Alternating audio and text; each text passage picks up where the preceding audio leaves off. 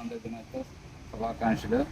మండల ప్రజలందరికీ ఈ మెసేజ్ తెలియజేస్తున్నాము. ప్రతి ఒక్కరు కూడా కులాలకి మతాలకి అతీతంగా ఈ స్వాతంత్ర దినోత్సవం అనేది జరుపుకోవాలి.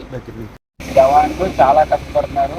వాళ్ళ వల్లే మనం ఇక్కడ ఎంత ఫ్రీగా ఉంటున్నాం. లోపల బార్డర్లో వాళ్ళు కష్టపడబట్టే మనం ఇక్కడ ఎంత ఫ్రీగా ఉంటున్నాం.